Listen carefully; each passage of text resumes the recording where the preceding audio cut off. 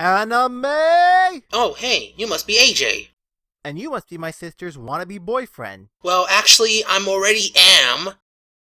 How dare you touch my sister! Time to die! She told me to give all her siblings from the BSP who tried to kill me with this. Dear brothers and sisters, who I love so much and who mean the world to me, if you as so much as harm a hair on my alpha wolf, you will pay the price. Now have a good day. And don't even think about it, or else. Especially my two favorite siblings, Rose Quartz and AJ. Love, Pastel. Okay. But I still got my eye on you. Hey, how about we just do a collab to get to know one another better? We may have a lot in common. I guess that will do. Lena Hall episode by chance? Works for me.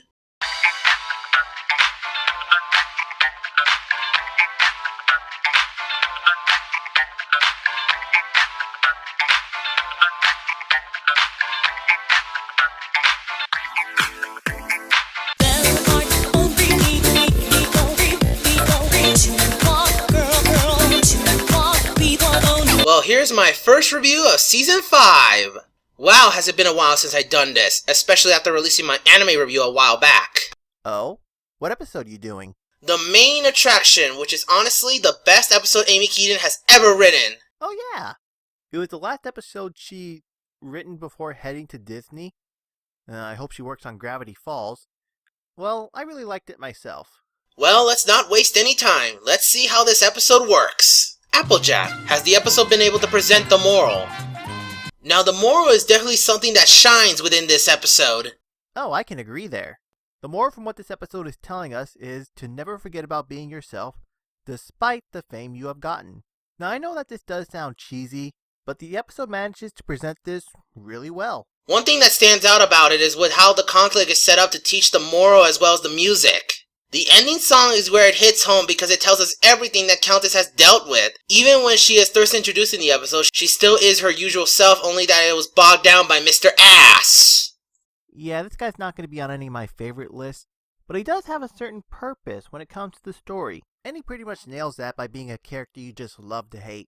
But why have this guy be the obvious character? It's one thing that bogs down the moral because I feel like this guy enforces that. Granted, this character has a point to make, but I just hate it when MLP does this. Every season I see an example of this, and it's probably not going to end anytime soon. You know, despite the obvious jerkish character, this moral really does go and stand with the Brony community. Many of us want to be known within the top 10s of the analysts and reviewers that appear to us. Countess is like this at first. While she retains her senses, she only did this to help boost her career, which can be applied to any newcomer who does the same thing, only to lose their identities of what they are becoming. That is a good analogy there. In fact, this episode gives a great message that being yourself should be what you do, as you are the only one who can make something right and present yourself as a strong person, or in this case, pony. It's why for the lack of subs I have, it's nice to see how many people really see me as a content creator. Aren't you one for the feels? Yeah. Overall, the moral is pretty well executed, provided that a certain asshat won't make you feel annoyed.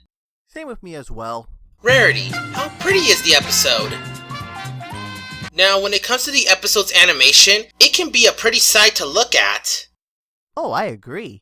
The concert scene we get with Raw Raw is just spectacular. The lights and effects just real amazed on how far the animators have gone.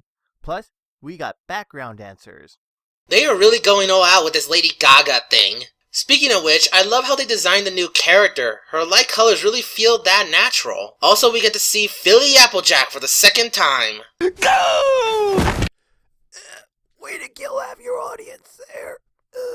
Moving on, the final scene where Countess shows her true self is so beautiful. The lighting and atmosphere really hits it off, and it kind of reminds me of something Disney will do. It captures the moment with the very fluid animation of her playing off the piano.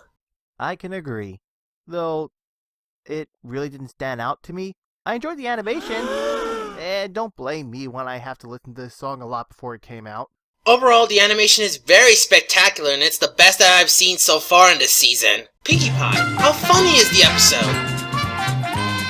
To be totally honest, there really isn't much humor that I could remember in this episode. Well, I could count a few instances with Pinkie and the manager at least.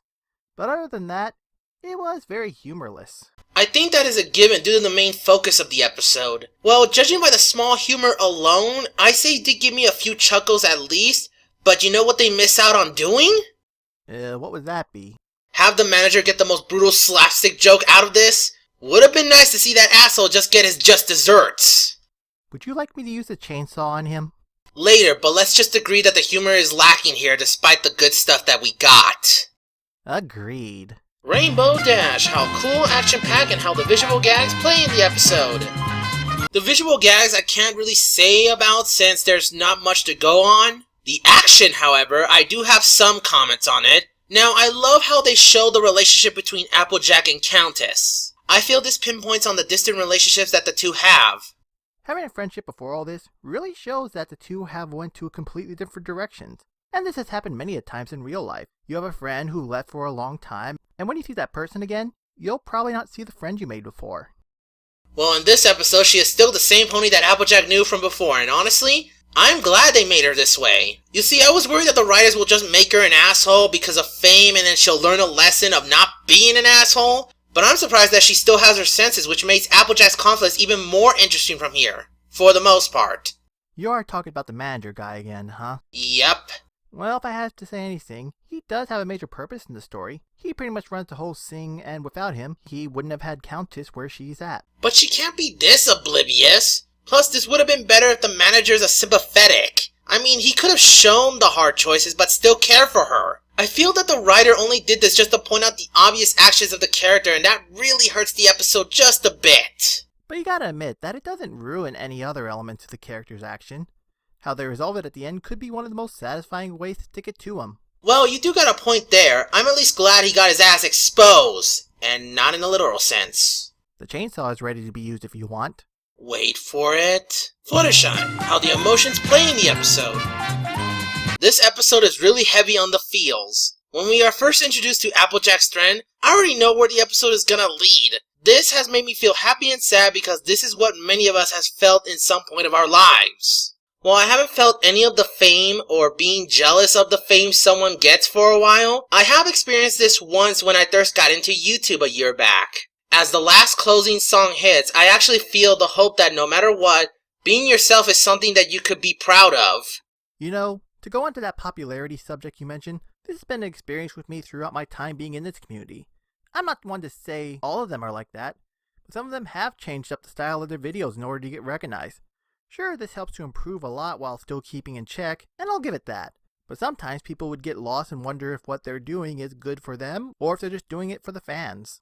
This episode pretty much shows that feeling of what you can lose in the process. Hard decisions like that is the reason why this episode hits you so hard. It's good to have an episode to feel like that. Twilight, how the story is well told. When it comes to the narrative of the story, it's pretty simplistic if you look a little close to it, but then again, this is Amy Keaton Rogers for ya. I don't think that should count as a bad thing.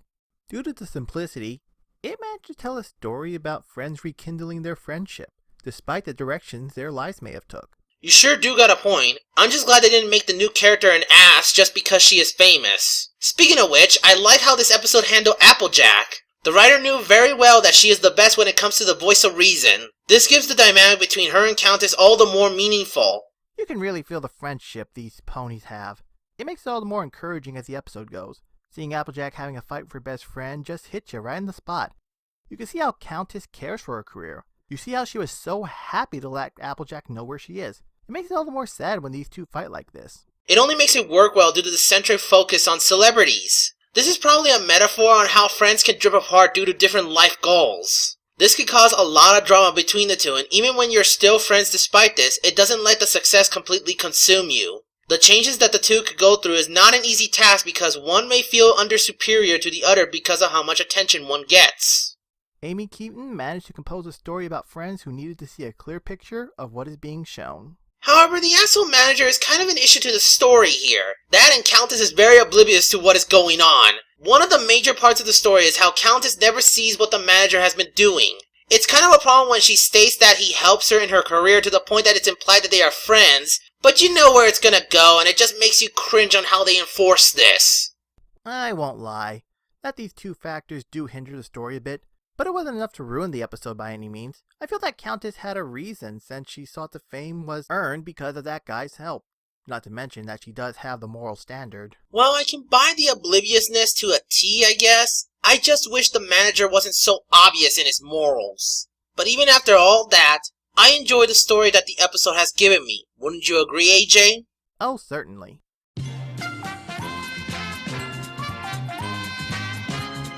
Dear Princess Celestia, here are both of our thoughts on this episode. In conclusion, it's sad to see Amy Keenan Rogers leaving the show, as I feel that she still wanted to do more, but with this being her last episode, I'm actually really happy she went out with a bang. I really hope Disney is treating her well. Talent like her should never go to waste.